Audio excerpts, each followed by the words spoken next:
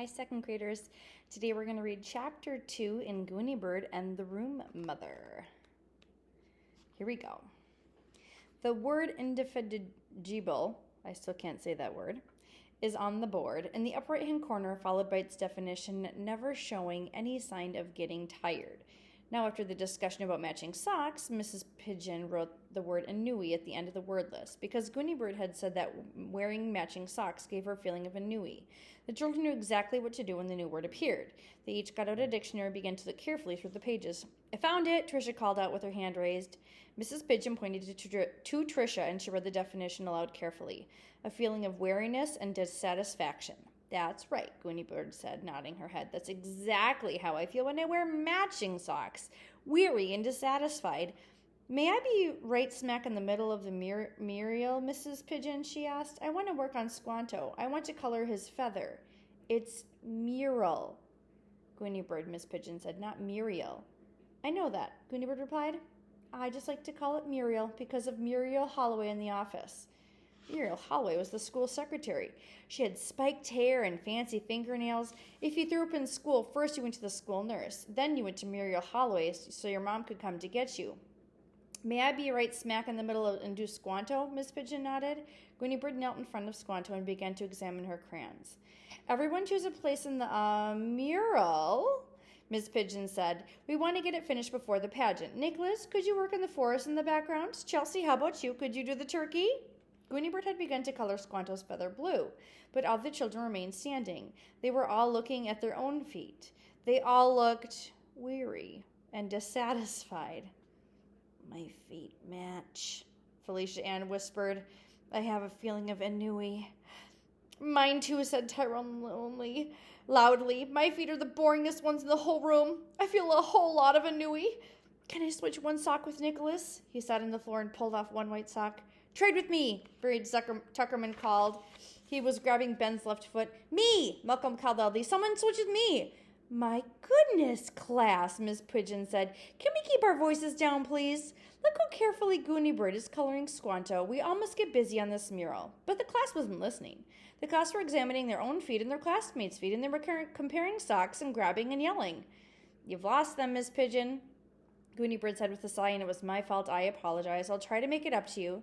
She stood up. "Class," she said. Gooney Bird had a very loud voice, and when she wanted to use it, "Class," she said again. The children looked up. They became quiet.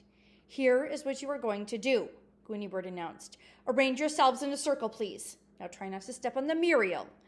She reached out and took the hands of the children nearest to her. Tyrone on one side and Ben on the other. Tyrone reached for Chelsea. Ben took Beanie's hand. One by one, the children arranged themselves in a circle around the mural. Miss Pigeon entered the circle by taking the hands of Nicholas and Chelsea and standing between them. "Now," Gooney Bird announced, "at the count of 3, we will each remove our left sock.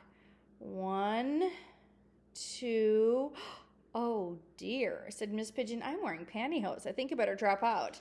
Gooney Bird nodded. "You be the supervisor," she suggested.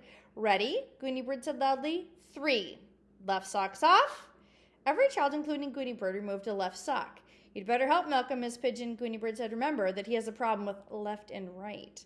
Miss Pigeon nodded. She went to Malcolm and pointed out his left foot. "Ready?" Gooney Bird said. "Everyone got that left sock off?" The children nodded. They wiggled their toes with their bare left feet and waited for their instructions.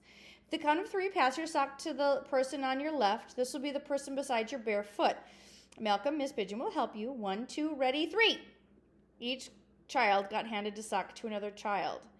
"I got a girl sock," Tyrone said. "I don't want a girl sock." "A sock is a sock," Gooney Bird said. "Anyway," she added, "you happen to have Chelsea's socks, and Chelsea is one of the smartest girls in the class. Some of her smarts may still be in that sock, and they may rub off on you, Tyrone. You've got a very lucky sock there.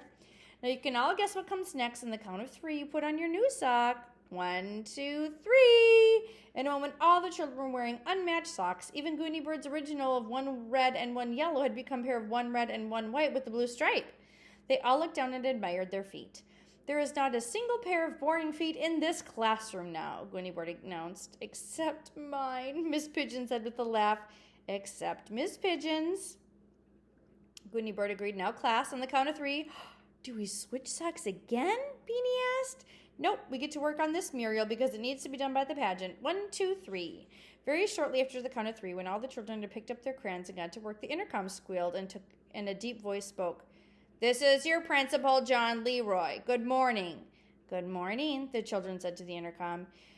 We should have done this last month, Mr. Leroy explained, or even in September, but I got busy with the selection of crossing guards and had to deal with certain issues and problems of playground behavior, as you know. He paused. Malcolm looked up guilty. Malcolm had been a playground behavior problem. But now is definitely time to select room mothers. You will need a room mother for each classroom. Teachers, please ask your students to inquire at home just a minute. Through the intercom, they could hear Muriel Holloway whispering to Mr. Leroy. Then he returned to the microphone. I have been reminded that last year we did have a room father in the 3rd grade. Bailey Stevenson's father did an admirable job. His cupcakes were unusually fine, and we're sorry that he found a job and is not available again this year. Well, we're not sorry that he found a job. That's not what I meant at all. Mr. Leroy coughed and cleared his throat. I meant that we will miss Mr. Stevenson's cupcakes. Now, back to work, students and teachers. By Friday, we'd like you to turn the names of the room mothers into Muriel Holloway in the office. Have a good day.